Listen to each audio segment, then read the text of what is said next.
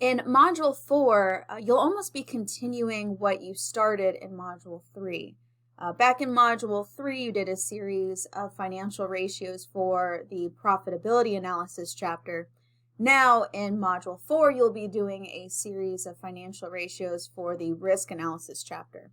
So as you're going through this chapter, focus on what these different ratios specifically mean. Hopefully you've had enough time to kind of take a look at some of the feedback for your Module 3 group project submission. Now that you've had that feedback, take a look at what you're doing in Module 4 and try to apply that. For example, if some of your feedback had to do with using Excel formulas or perhaps formatting your Excel report essentially, take some of that feedback and see if you can start putting it together here in Module 4.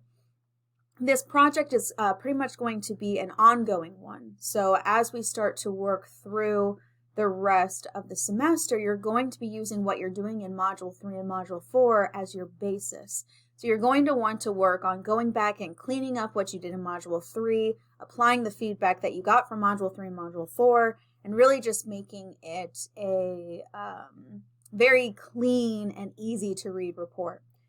Keep in mind, in Module 5, you're going to start getting information about what you're going to be doing for your final group project in Module 6, and it is going to involve what you did in these last two modules.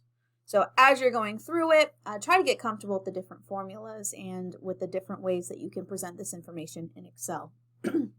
Now, on a more personal note, as an individual studier, we are getting into some of the latter chapters, so you will want to be very careful about understanding the terminology. You're going to want to know the formulas in this chapter. You're going to want to get very comfortable with what the formulas mean and how they can be interpreted.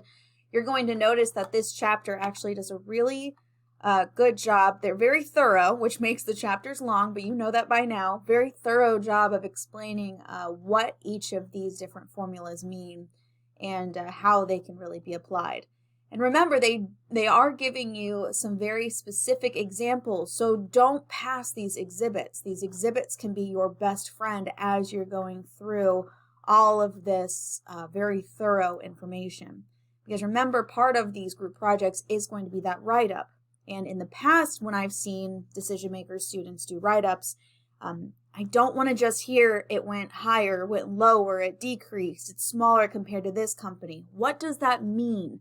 In your professional judgment as a businessman or businesswoman, what do you think that means? So take your time to really evaluate this. If you have any questions, let me know. If it's about the group project, make sure that your communication liaison lets me know. And remember, I am just an email away. Thanks, guys. Keep up the hard work.